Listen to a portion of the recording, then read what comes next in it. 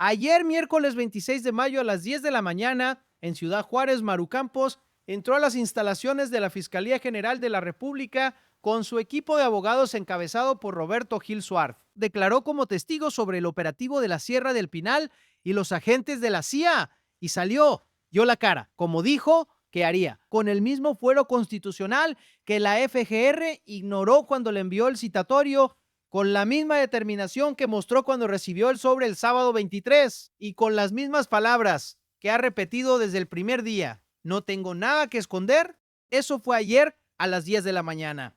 Antes de que terminara ese mismo día, Maru Campos había recibido un segundo citatorio, esta vez de la Fiscalía General de Justicia de la Ciudad de México. Esta vez por una acusación de secuestro. Esta vez firmada a instancias de un hombre que ese mismo día fue fotografiado junto al senador Enrique Insulza, el narcosenador acusado en Nueva York de vínculos con el cártel de Sinaloa, el que tiene las cuentas congeladas por la UIF, el que lleva semanas haciendo vida normal en Culiacán mientras la FGR no le da fecha de comparecencia. Ese hombre se llama Javier Corral Jurado, senador de Morena, exgobernador de Chihuahua. Y el mismo día que Maru Campos declaraba ante la FGR, Corral estaba en algún lugar de México tomándose una foto con el narcosenador más famoso del país. Eso es lo que pasó ayer. Y hoy, Maru Campos anunció que va a demandar a la FGR. Quédate porque en los próximos 90 segundos voy a darte los detalles exactos de lo que dice cada citatorio, lo que significa legalmente y por qué la combinación de los dos en el mismo día es algo que en la historia política reciente de México no tiene precedente, al menos no con este nivel de documentación.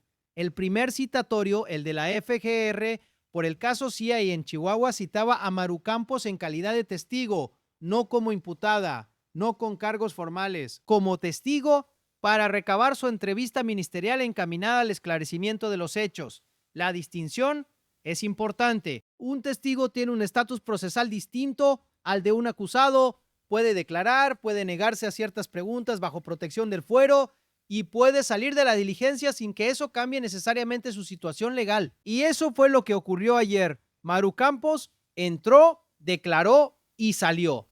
El segundo citatorio es donde la historia se complica y donde las versiones se contradicen de una manera que en sí misma es una historia. Maru Campos dijo en un video publicado en sus redes sociales que recibió una notificación de la Fiscalía General de Justicia de la Ciudad de México en el marco de una denuncia presentada por el senador Javier Corral por el presunto delito de secuestro, que en ese segundo citatorio aparece citada como imputada, no como testigo. Imputada significa acusada, con un estatus procesal completamente diferente, con derechos distintos, con posibilidades de consecuencias distintas. Antes de que sigas, necesitas saber que hay una contradicción en esta historia que cuando la escuches va a revelar exactamente qué tan fluida es la frontera entre las versiones oficiales y la realidad de lo que está ocurriendo. En 60 segundos la tienes. La Fiscalía General de Justicia de la Ciudad de México salió a desmentir a Maru Campos, dijo que no le envió ningún citatorio, que la investigación por la denuncia de Corral fue agotada, que se determinó el no ejercicio de la acción penal y que no existen hechos constitutivos de delito que perseguir. En otras palabras, que el caso estaba cerrado desde el 27 de febrero de 2026, 3 meses antes de que Campos dijera haber recibido el documento. Dos versiones. La gobernadora dice que recibió un citatorio de la Fiscalía de CDMX, citándola como imputada. La Fiscalía de CDMX dice que nunca le mandó nada y que el caso está cerrado. Alguien está mintiendo. O la gobernadora fabricó o exageró la existencia de un documento que no existe para fortalecer su narrativa de persecución política. O la Fiscalía de la Ciudad de México está desmintiendo la existencia de un documento que sí existe para no quedar atrapada en el escándalo político de citar como imputada a una gobernadora con fuero el mismo día que esa gobernadora comparece ante la FGR federal. Si crees que ya tienes el problema claro, espérate, porque hay una tercera posibilidad que ningún medio está nombrando y que es la más reveladora de todas. Y tiene que ver con quién presentó la denuncia original y qué ocurrió para que esa denuncia llegara a producir un citatorio real o percibido exactamente el mismo día en que Campos declaraba ante la FGR. Quédate. Javier Corral Jurado. Para entender por qué su nombre importa tanto en esta historia, necesitan saber quién es y por qué su relación con Maru Campos lleva años siendo una guerra de expedientes cruzados. Corral fue gobernador de Chihuahua entre 2016 y 2021. Cuando Maru Campos asumió el gobierno en 2021, la Fiscalía Anticorrupción del Estado que ella supervisa abrió una investigación contra Corral por presunto peculado. Se dijo que había desviado 98 millones de pesos durante su administración. Un juez de Chihuahua giró una orden de aprehensión en su contra. Corral se convirtió en senador de Morena y el fuero que le da su escaño en el Senado lo protege de ser detenido sin que el Congreso vote primero su desafuero. En agosto de 2024, la Fiscalía Anticorrupción de Chihuahua intentó cumplimentar esa orden de aprehensión contra Corral en el bar Jinjin en la colonia Roma de la Ciudad de México. Los agentes llegaron al restaurante. Corral estaba ahí, intentaron detenerlo, pero la policía de la Ciudad de México intervino argumentando que Corral tiene fuero como senador y que la detención no podía ejecutarse en esos términos. Corral no fue detenido. Y después de ese episodio, Corral presentó una denuncia contra Maru Campos por privación ilegal de la libertad, abuso de autoridad y ejercicio abusivo de funciones. En el lenguaje común, por secuestro, acusándola de haber ordenado la operación que intentó detenerlo sin respetar su fuero. Anótenlo, porque ahora viene la parte que hace que la contradicción entre las versiones de Campos y la Fiscalía de CDMX sea mucho más que un desacuerdo sobre si existe o no un documento. En 90 segundos lo tienen. Si la Fiscalía de la Ciudad de México determinó el no ejercicio de la acción penal en el caso Corral contra Campos desde el 27 de febrero de 2026, eso significa que investigó los hechos del bar Jinjin y concluyó que Campos no cometió ningún delito, que el intento de detención de Corral fue un acto legítimo de las autoridades chihuahuenses dentro del marco de la ley, no un secuestro, que la denuncia de Corral no prosperó porque no tenía sustento jurídico suficiente. Si eso es verdad, la Fiscalía de CDMX hizo su trabajo correctamente. Investigó, concluyó y cerró. No hay citatorio, no hay proceso activo. Pero entonces Corral tiene la opción de impugnar esa decisión, de no aceptar el no ejercicio de la acción penal y de presentar una inconformidad ante el mismo sistema judicial para que se revise la determinación. Y si esa impugnación prospera, si un juez le da la razón y ordena a la Fiscalía reabrir el caso, entonces sí puede haber un nuevo citatorio. No porque la Fiscalía haya actuado de manera autónoma, sino porque el sistema de impugnaciones funciona así y el proceso se reactiva. La pregunta que define todo es si el documento que Campos dice haber recibido corresponde a esa impugnación de Corral o si es algo que la Fiscalía emitió de manera independiente. Y esa respuesta no está disponible porque ni Campos ni la Fiscalía de CDMX han mostrado el documento públicamente con todos sus sellos y firmas. Quédense porque ahora viene la parte que conecta todo esto con la imagen que se viralizó ayer y que Maru Campos usó como el argumento más brutal de toda su defensa política, la foto. En 60 segundos la tienes. El mismo día que Maru Campos declaraba ante la FGR en Ciudad Juárez por el caso CIA, el mismo día que decía haber recibido el segundo citatorio de la Fiscalía de CDMX, el mismo día en que anunciaba que va a demandar a la FGR por violar su fuero, apareció en redes sociales una imagen, una foto de Javier Corral Jurado, el senador que la denuncia por secuestro, junto al senador Enrique Insunza Cázares. Insunza, el mismo narcosenador acusado formalmente en Nueva York de vínculos con el cártel de Sinaloa, el que tiene las cuentas bancarias congeladas por la UIF desde el 6 de mayo, el que lleva semanas en Culiacán sin fecha de comparecencia ante la FGR, a pesar de que ya no tiene fuero y puede ser procesado sin procedimiento especial, el que su compañero de bancada dijo que podría volver al Senado a votar la reforma judicial como si nada hubiera pasado. Corral e Insunza juntos, en una foto. El mismo día que Corral es el nombre detrás del segundo citatorio que acumula la gobernadora que desmanteló el narcolaboratorio más grande del sexenio. Maru Campos lo nombró con una frase que no necesita explicación adicional. Dios los hace y ellos se juntan, los malos de un lado y los buenos de otro.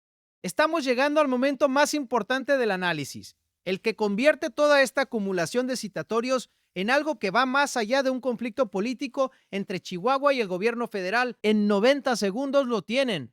Maru Campos anunció que va a demandar a la FGR. No es un amago, no es retórica de conferencia de prensa. Su abogado Roberto Gil Suárez, uno de los penalistas más respetados del PAN, lo confirmó con una precisión técnica que revela que ya tienen la estrategia jurídica definida. El argumento es que el citatorio de la FGR violó el artículo 111 de la Constitución Política de los Estados Unidos Mexicanos, que establece el fuero constitucional como inmunidad procesal para gobernadores en funciones. El fuero constitucional de un gobernador no es solo protección contra la detención, es inmunidad procesal completa. Significa que para iniciar cualquier procedimiento legal contra un gobernador en funciones, ya sea penal, civil o ministerial, se requiere primero que el Congreso vote una declaración de procedencia que retira el fuero. Sin esa declaración de procedencia, cualquier acto ministerial que implique hacer comparecer a un gobernador, incluso en calidad de testigo, puede ser impugnado como inconstitucional. Gil Swart fue muy claro al respecto. Lo que haga la FGR el miércoles en sus instalaciones, si llegan al extremo de intentar convertir la comparecencia en algo más que una entrevista de testigo, solo puede ser calificado como un golpe de Estado, un golpe a la Constitución. Quédense porque ahora viene la pregunta que define si la demanda de Campos tiene posibilidades reales de prosperar o si es principalmente un movimiento político diseñado para la narrativa de persecución. Y la respuesta no es tan sencilla como los dos bandos quieren que parezca. En 60 segundos la tienes. La discusión jurídica sobre si el fuero constitucional protege a una gobernadora de ser citada incluso como testigo en una investigación ministerial federal es una discusión real con argumentos en ambas direcciones. Algunos constitucionalistas consultados por medios dicen que el fuero es absoluto y que sin declaración de procedencia ningún acto ministerial puede ejecutarse contra un gobernador. Otros dicen que el fuero protege contra la acción penal activa, pero no necesariamente contra ser citado como testigo en una investigación donde la gobernadora no es la persona investigada, sino alguien con información relevante sobre los hechos. Esa discusión técnica es exactamente lo que los tribunales federales van a tener que resolver si la demanda de Campos prospera. Y mientras se resuelve, la FGR va a seguir con su investigación sobre el caso CIA sin que haya ningún mecanismo que la detenga inmediatamente. La demanda de Campos no suspende el proceso, genera un expediente judicial paralelo que eventualmente un juez va a revisar. Ya estamos llegando a la revelación central, la que hace que todo lo que escucharon hasta ahora tenga una capa que ningún análisis convencional está nombrando con suficiente claridad. En 90 segundos la tienen. Espérense. Hay algo que el acuerdo de la Fiscalía de CDMX sobre el caso Corral reveló sin querer y que vale la pena nombrar explícitamente. La Fiscalía dijo que el no ejercicio de la acción penal fue aprobado el 27 de febrero de 2026, hace exactamente 3 meses, y que al concluir las investigaciones no encontró hechos constitutivos de delito. Eso significa que la Fiscalía de la Ciudad de México investigó el intento de detención de Javier Corral en el bar Jinjin, revisó los hechos, analizó la denuncia de Corral contra Campos y concluyó que Maru Campos no cometió ningún delito. Que la operación de los agentes anticorrupción de Chihuahua que intentó detener a Corral estaba dentro del marco legal, que Corral no fue víctima de secuestro. Y Corral, el senador de Morena, con una orden de aprehensión en Chihuahua por presunto peculado de 98 millones de pesos, el que fue fotografiado el mismo día de la comparecencia de Campos junto al narcosenador Insunza. Ese senador tiene la opción de impugnar la decisión de la Fiscalía de CDMX que lo dejó sin la denuncia que quería usar contra Campos. Y si esa impugnación es la que está detrás del documento que Campos dice haber recibido, entonces lo que está pasando es esto: un senador de Morena acusado de corrupción en su estado de origen, fotografiado con un senador de Morena acusado de narcotráfico en Nueva York, está usando todos los mecanismos legales disponibles para reabrir un caso que la propia Fiscalía de la ciudad donde él vive ya cerró porque no encontró ningún delito.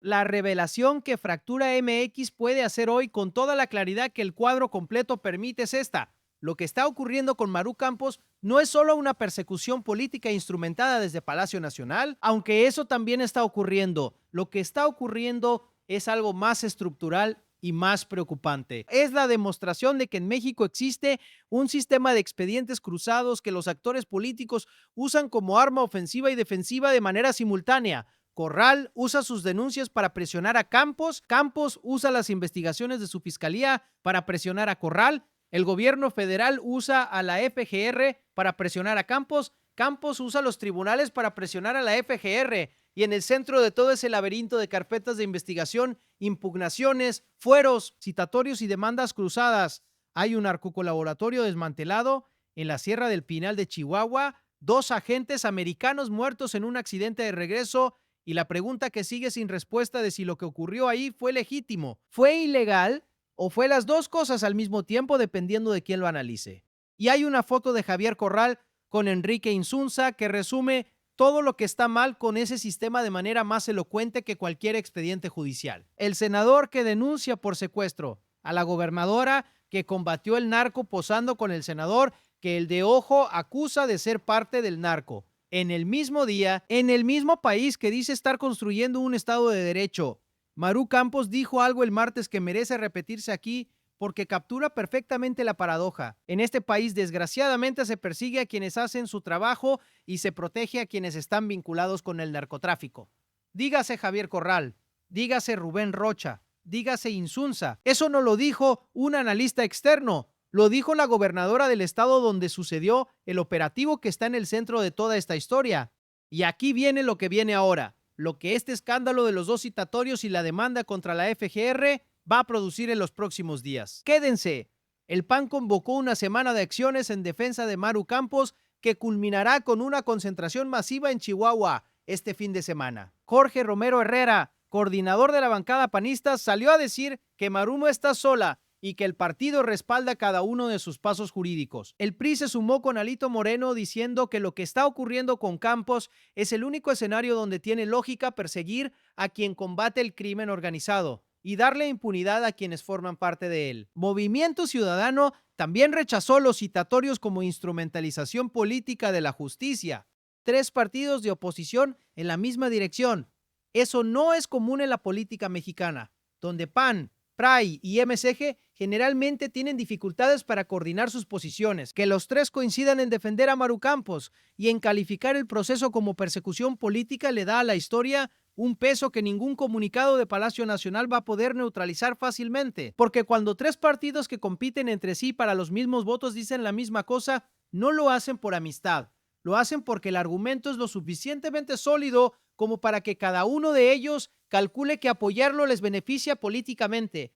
Y Morena, que necesita el narcosenador Insunza para votar la reforma judicial en el periodo extraordinario, no puede responder a todo esto sin quedar atrapada en exactamente el tipo de imagen que más daño le hace de cara a 2027. La imagen de un partido que usa la fiscalía para perseguir a la gobernadora, que desmanteló el narco mientras protege al senador que posa con el narcosenador.